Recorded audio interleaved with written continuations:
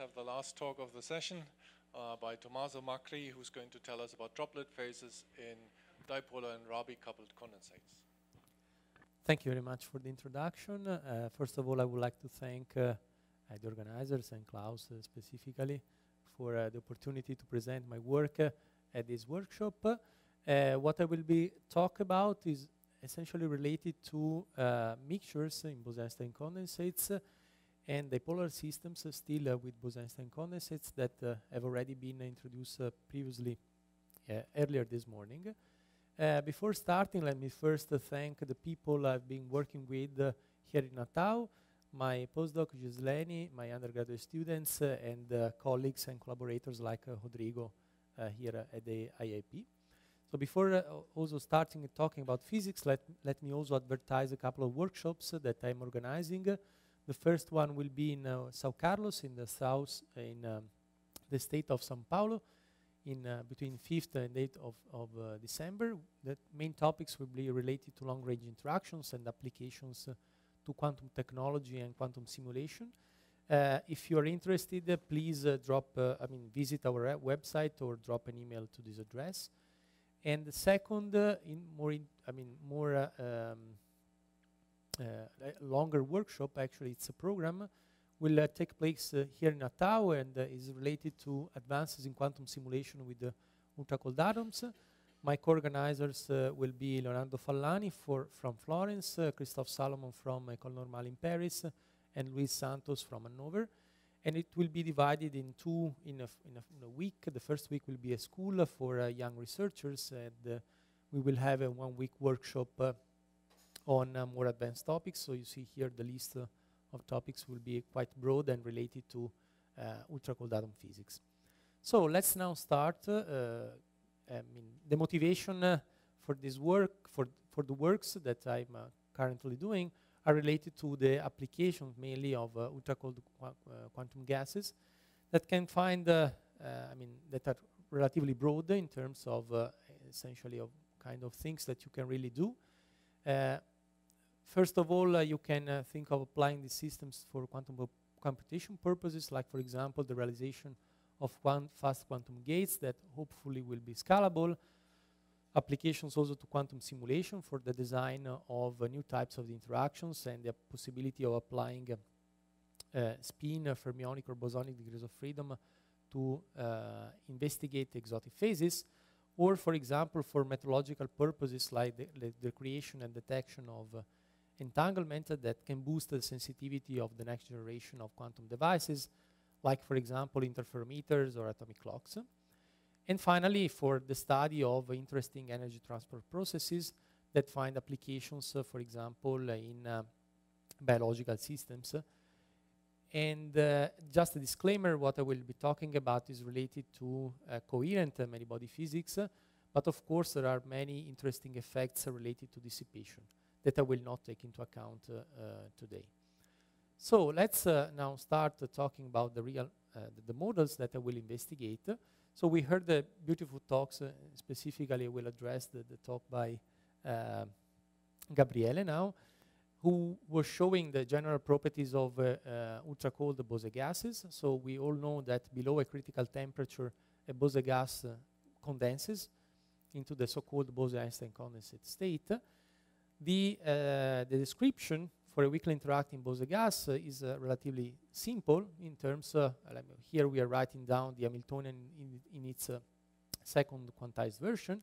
We have a kinetic term plus an interaction with an external potential, and finally an interaction between particles that we take as a contact interaction, here described by this parameter U0, which is proportional to the so-called scattering length.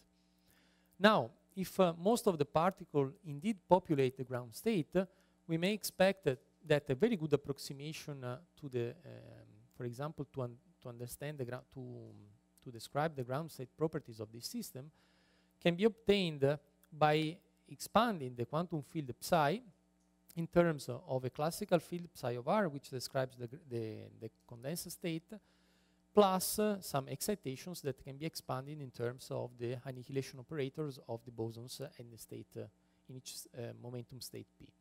If you now plug this expansion into the second quantized Hamiltonian, and we neglect the third and fourth order terms, we obtain the so-called Bogoliubov Hamiltonian in terms of these excitations, A dagger P, AP, and A dagger P, A dagger minus P, and this AP, A minus P, that can be diagonalized, since it's quadratic, by means of a Bogoliubov transformation, which consists of substituting or replacing the bosonic annihilation and creation operators by the so-called quasi-particle operators in terms of these momenta P and minus P. Now, what we see is that we obtain an Hamiltonian which is now diagonal. Here we take into account the excitations. Epsilon EP are just the excitation spectrum, and then we can from this Hamiltonian we can start to compute, for example, the depletion or the ground state energy that can be obtained faithfully after a proper regularization of the divergence into this expression here. Now, what it turns out is that if we take into account the quantum fluctuations on top of the mean field ground state energy, we obtain a correction which goes under the name of the so-called Li Wang-Yang correction that was first discussed in the late 50s by Li, Wang, and Yang in 2 different papers. And we see that this correction is proportional to a parameter which is called the diluteness parameter, that is the product of the density times the scattering length cube. Now, in order to understand which kind of regimes we are dealing with, we need to consider essentially the order of magnitude of this diluteness parameter. If NA cube is much smaller than 1, which means that the relative distance between the particles is much larger than the scattering length which describes the interactions between our bosons, we are in the so-called weakly interactor regime. If NA cube is of the order 1, we are already in the strongly interacting case, whereas if NA cube is much larger than 1, or in principle infinity, it can even reach infinity, we are in the so-called unitary Bose-gas case. Now, of course, what we were considering is just the repulsive case. Indeed, if we consider the opposite one, where we have attraction between bosons, the system is intrinsically unstable. And it is rather simple to understand why it is so, because if we just have a look at the mean field term, which is proportional to n squared U0, now for the system, it is more convenient to reduce the density and therefore to collapse in order to minimize its energy. And let me also mention that it is a quite general feature, because it happens also in 2 dimensions or even in 1 dimension. And in particular, in 1 dimension, it can be studied exactly in terms of the Lieb-Liniger model. Now, let's try to generalize a little bit this picture of the Li Wang-Yang case by considering the 2 terms, so the mean field and the beyond mean field terms. Let me just mention that this beyond mean field, if you multiply this n squared by n to the power of 1/2, is just proportional to n to the power 5/2. Now, if the prefactors are independent, it is not the case for just a single component Bose gas. And if we assume that alpha is negative and beta is positive, and plot the energy density as a function of the density itself, for a rather broad interval of parameters, we find that there is a minimum at a finite value of the density. Now, it turns out that this minimum does not describe a gas phase of the condensate, but instead a liquid phase. And it is rather simple to understand why it is so, because if we find an equilibrium for a finite density, and we keep the density constant and increase the number of particles, of course the volume of the system will increase proportionally. So this is not the case, for example, in a gas phase, right? However, this argument was first put forward by Volovic in his book 2003, and it did not find any application until a couple of years ago, when Petrov from Paris found a similar physics in the context of 2 components Bose mixtures. Now, these 2 components are schematically or pictorially represented here by red and green balls. Now, these 2 components can be either 2 hyperinfine states of the same atom, or 2 different isotopes, or even 2 different elements that interact via different, in principle, interaction strengths, which are represented these strengths are represented by these G11, G22, and G12 parameters that can be either positive or negative, or all positive or all negative in principle. Now, the description here, I mean, is just a trivial generalization of the single component case. The only difference here is that I'm working with the action and the Lagrangian instead of the Hamiltonian. And it is quite well known for a rather long time. I mean, here this work is dated 1998, that if we just consider a repulsive case, and when the G12 is positive and it overcomes the product of G11 and G12, the system undergoes phase separation. In the opposite case, where G11 times G22 is larger than G12 square, we have just a trivial mixture. So the two components are mixed and they are both Bose-condensed. This is for the uniform case at least. Now, the most interesting case is when this condition is violated and we have attractive interactions between the two components. Now, it turns out that in order to understand this case, if we just look at the mean field description, we would expect collapse as in the case of a single component Bose gas. The interesting thing is that if we now compute the beyond mean field correction, so a la Li Wang-Yang, we obtain an energy correction which is proportional again to the density to the power 5 halves times a function which is a rather complicated function in general of the ratio of the two masses, the ratio of the interaction strengths, and the ratio of intraspecies interactions times the ratio of the two densities of the system. Now, for equal masses, now the simplest case is to consider, for example, equal masses and equal intraspecies interaction strengths, where this function f can be expanded, turns out to be the sum of two terms, both proportional to the power, that contains 1 plus square root of x and 1 minus square root of x, where x is the ratio between the interspecies interaction squared divided by the product of the intraspecies interactions. Now, what we expect is that if x is between 0 and 1, which means that the condition for having a mixture is indeed satisfied, there is essentially no problem, because you can see that this is, again, a sort of generalization of the Li Wang-Yang correction for the case of two components. However, if x is larger than 1, so when the previous condition for having a balanced mixture is instead violated, what we find is that, for example, in this case here, this term here becomes imaginary, and therefore, in principle, this description does not hold anymore. However, if we plot the real and imaginary part of the f function as a function of x itself, there is, of course, no problem until x reaches the value 1. But again, even in the case where x is larger than 1, we find that the real part is always much, much larger than the imaginary part. And therefore, we can, in some sense, build up an effective theory by keeping the real part of this f function and neglecting completely the imaginary term. This is, in some sense, similar to what is typically done for the description of a unitary dynamics of a Bose gas, when we neglect completely the three-body losses term that physically is always present. There are always three-body losses. But if they are much smaller than the other terms of the Hamiltonian, we could safely neglect until, of course, a certain time when they start to become relevant. Now, this description was proposed by Petrov in a couple of papers. In the first one, he considered the three-dimensional case that I'm just summarizing here. Whereas in the second one, he looked at the one- and two-dimensional case, and the physics is rather similar. If we now want to study just a finite size system and not more an infinite case or the homogeneous case as we are looking at in this particular example, what we find out is that we need to introduce again a kinetic term.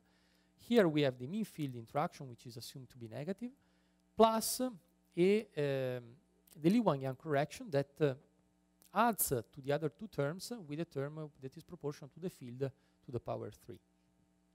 What we find out is that there is, of course, a competition between the mean field and the beyond mean field term that gives rise to so-called self-bound droplets, which reproduce the physics of the liquids that I was mentioning previously. And we see that here the profile of the droplets becomes first a Gaussian for a small number of particles, and that becomes much closer to a realistic droplet where the density is essentially flat after, until a certain radius, and then it decays slowly to 0. Okay, so it's interesting that also to mention that just 3 weeks ago, it appeared a paper by the group of Letitia Tarwell in Barcelona, and there are also some preliminary results in the group of Marco Fattori in Florence regarding the physics of these two components mixture that display these droplet phases. Both, and here what they consider is a mixture, two components mixture of potassium, so these up and down are just two hyperfine states, where they can vary the intra-species interaction between the down-down components as a function of the magnetic field. Essentially, the other two interaction strengths, so the interspecies and the intraspecies between up-up components remain essentially flat and constant as a function of the magnetic field. Now, the important quantity that they are able to vary essentially is this delta A that regulates the strength or the strength of the mean field term that can become either positive, that can be, upon varying this A down-down term, can be either positive or negative. Now, it turns out that if we just consider the negative scatter length for a single component, we would expect, again, as a function of time, a collapsing Bose condensate. On the other hand, if we now consider a mixture, when delta A is positive, so when there is mean field repulsion between the two components, we find that the system is in the gas phase and it expands as a function of time. On the other hand, in the liquid phase, where delta A is negative, essentially you see that the system remains self-bound and it does not expand as a function of time. And they also studied quite in detail this liquid to gas or gas to liquid transition as a function of time and as a function of delta A. Now, what we were interested in specifically was the generalization of this mechanism to the case of Rabi coupling between the two components. Let me just mention that the Rabi coupling between the two components, again, can be realized in several ways.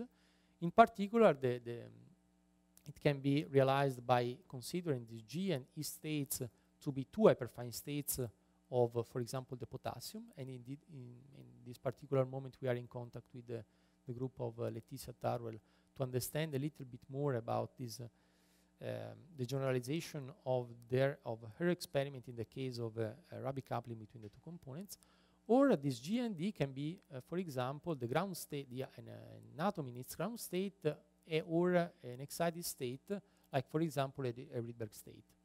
And it finds, this model finds application, for example, the simplest application is to the case of the internal Josephson effect, or also to quantum metrology systems in lattices, or for example, the quantum simulation of either short range or long range spin models, again in lattices.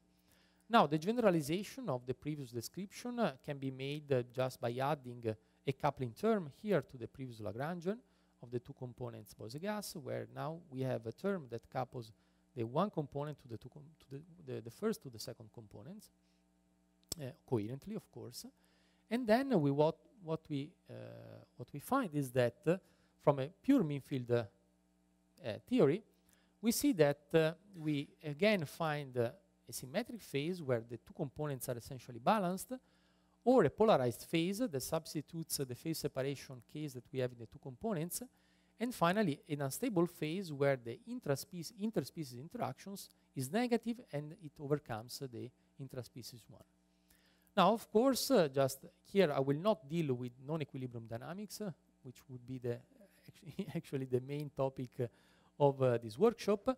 But let me just mention that to understand the non-equilibrium dynamics, it is rather simple to write down a coupled system of two Gross-Pitesky equations that take into account this coherent coupling between the two components.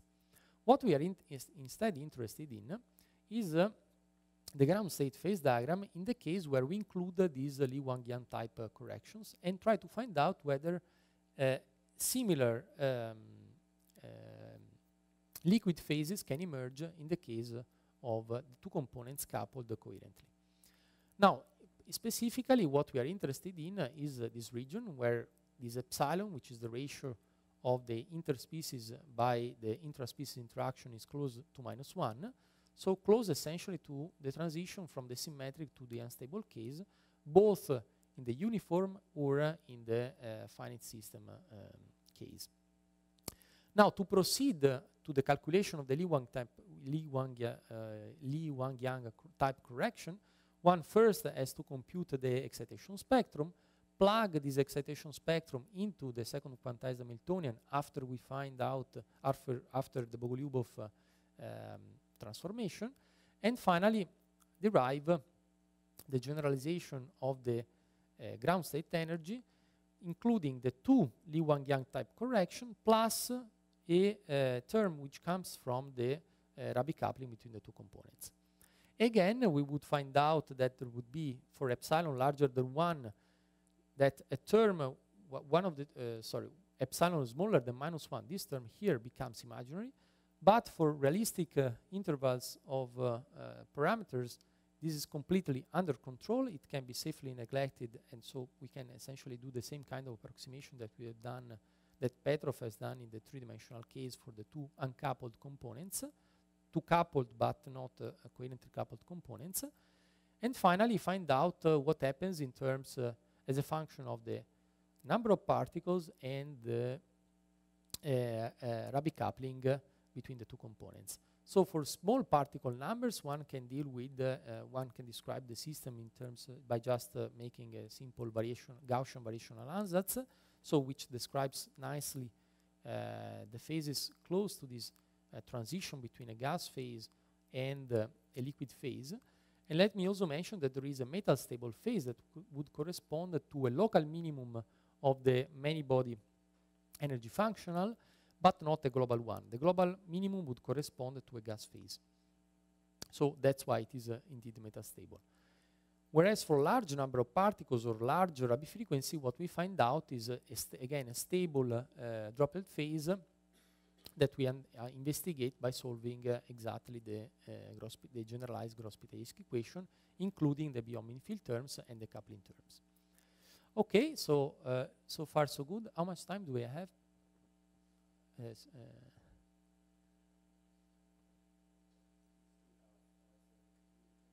20 minutes, okay, so I will go faster so we can go to lunch a little bit earlier.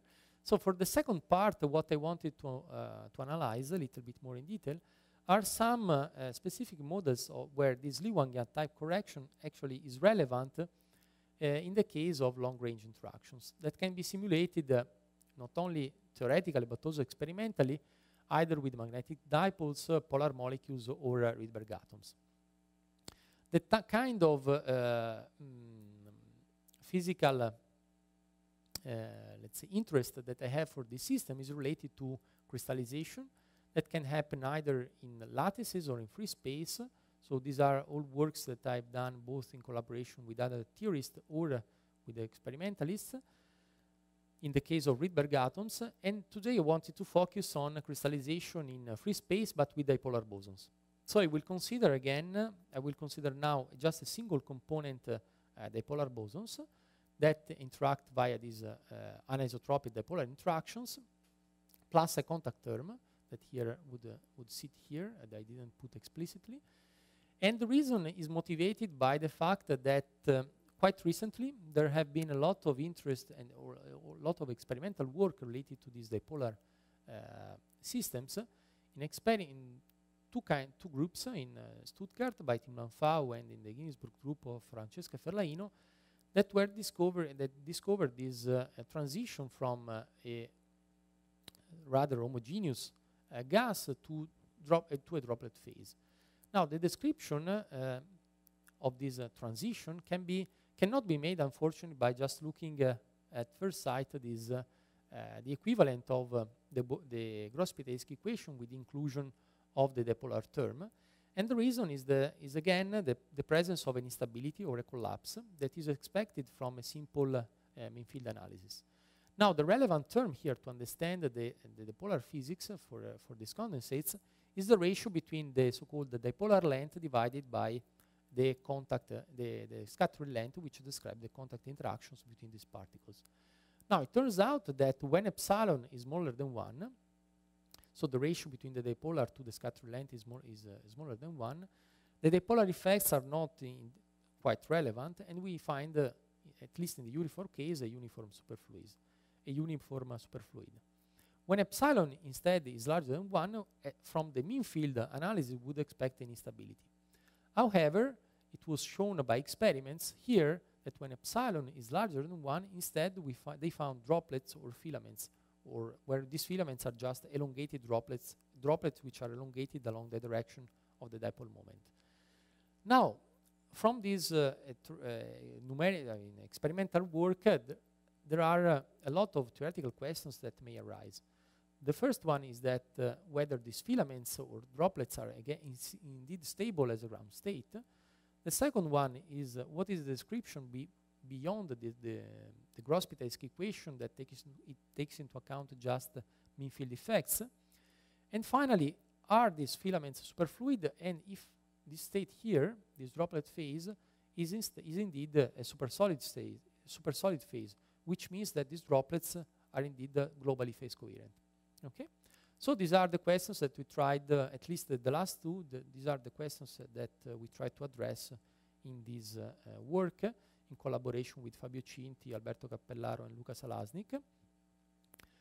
And regarding the first two theoretical questions here, I want to mention also some related work that was done just by several people, by including the Li-Wang-Yang type of corrections for the dipolar systems that are proportional, that in the generalization of this Grosspitaevsky equation, it appears like term psi cube with a prefactor, which is this gamma QF, which is a generalization of the Li-Wang-Yang prefactor, including this epsilon term that describes the ratio of the grounds of the dipolar to the grounds to the scattering length. And this more recent work by Bisset, Wilson, Bailey, and Blakey in 2016, where by means of a variation analysis they found a relatively large region in terms of the number of particles and 1/epsilon parameters, where indeed these droplets or filaments are indeed stable. What our contribution was to look at this problem by full quantum Monte Carlo, path integral quantum Monte Carlo simulations, by looking at by varying either the interaction strength of this dipolar interaction or the scaled density n times R0 cube, where R0 is the hardcore radius of the contact interaction. Now, what we find out are essentially three phases: a superfluid phase for relatively small interaction strengths and a wide interval of densities, a filament phase that would correspond to this elongated filament along the direction of the dipole moment, which display anisotropic superfluidity, as I will discuss in a moment. And finally, a cluster phase where we have again these droplets, which are now finite size, and still slightly elongated along the vertical direction. Okay, so this is just this line here. This blue line is a line where which corresponds to a finite value, to a fixed value of the density times the dipole moment cube, and I will discuss in a moment what I will mean by this. Why is it interesting for experimental? For experiments, this particular line along the phase diagram. Okay, so what we find, what we can discuss on top of the phase diagram are the profiles of the correlation functions, the G2 correlation function, so the density correlation function. In the superfluid phase, we indeed defined a sort of liquid-like correlation function. In the case of the filaments, there are some peaks, and it depends. The kind of profile depends on the direction on which we are actually looking. We are computing the correlation functions. If we are looking along the vertical direction, again, this displays a sort of liquid-like behavior. Instead, if we look at this blue line here, which corresponds to the horizontal plane, so the correlation function along the horizontal case, we find a sort of big depletion, which corresponds to this essentially empty space between between the various filaments. And finally, in the cluster phase, it resembles at least the system is rather disordered, so it's hard to find a sort of ground state configuration which is stable and regular from Monte Carlo calculations, and this is quite well described also by the different peaks that we find both along the vertical direction and the horizontal plane. Okay, so the other interesting point is the calculation of the superfluid density along the three different directions. So what we find out is that in the superfluid phase, which corresponds to the case of small interparticle, small dipolar lengths, we find essentially an homogeneous superfluidity, which is expected at least at 0 temperature. The system is homogeneous. Even if there is anisotropy in the interaction, the superfluidity is expected to be uniform and equal to 1. Whereas in the filament phase, we expect, what we find out is an anisotropy, and the system is expected to be superfluid along the vertical directions. So these are essentially superfluid tubes that extend from throughout all the box of our simulation. Whereas the results, the superfluid fraction along the horizontal plane is essentially compatible with the vanishing superfluidity that would indicate an absence of phase coherence between these filaments, and therefore our numerics would exclude the presence of a supersolid phase in the context of three-dimensional dipolar bosons in free space. Okay, so this is just a representation of superfluidity along the vertical direction. And let me also mention the interest of our calculations for experiments. So I was illustrating before this profile, this line here along in our two-dimensional phase diagram, two-parameter phase diagram. And what we can map from this line that corresponds to a fixed value of the density times the dipolar length, we can extract both this epsilon d, which is this ratio between the dipolar length divided by the scattering length, which varies from a value which is again in the so-called mean field limit, where epsilon is smaller than 1, until values which are much larger than 1 and are compatible with the experiments that have been done in Stuttgart. And we find out that indeed what they observe is the transition from what we can at least justify why they find the transition from the superfluid phase to a cluster phase.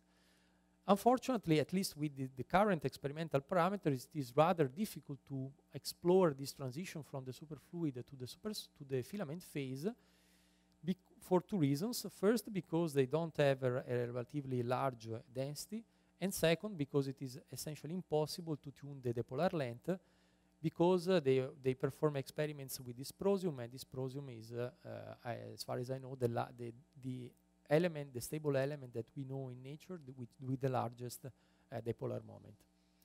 And finally, let me also just mention, let's have a look also at this final plot that where we display where we plot the diluteness parameter Na cube, which varies from along this line from values which are of the order of 10 to minus 6 to values which are of the order of 10 to minus 1, which are relatively large for usual ultra-cold dilute gases, and therefore also rather difficult to be realized experimentally. This would correspond just to this upper part of the phase diagram here. Okay, and finally, let me also try to justify why it is interesting to look at this problem with the full path integral quantum Monte Carlo simulations, and why it is different, in which sense it is different from the description of in terms of the generalized Gross-Pideski equation. The reason is encoded into the fact that what we plotted, at least let's have a look at these regions here of the phase diagram that would correspond to the conditions where the diluteness parameter is relatively small, is smaller than a certain value, which is 5 times 10 to the minus 3. And again, the dipolar length times the scatter times the density is again smaller or equal to 5 to 10 to times 10 to minus 3. And in this case, when these conditions are satisfied, we would expect that we are in the so-called weakly interacting regime, where the Gross-Pideski equation would indeed hold. This, by the way, includes the blue line that I was showing previously in the previous slides. But on the other hand, in our phase diagram, we find also phases that do not. At least most of the phase diagram does not satisfy this condition, and therefore it generalizes in some sense what could be the description in terms of just an extended or a beyond mean field description by means of the generalized Gross-Pideski equation. In these two particular cases, for example, we find that for these two dots, the epsilon dd is of the order of 0.12, which would correspond just from a straightforward mean field calculation to a superfluid phase. Instead, from our calculations, we find that the system is in the cluster phase. Okay, so it's really relevant if we want to investigate the microscopic physics in terms of rather large intervals of densities and interaction strengths to rely on relatively more advanced numerical techniques to investigate the physics of this system.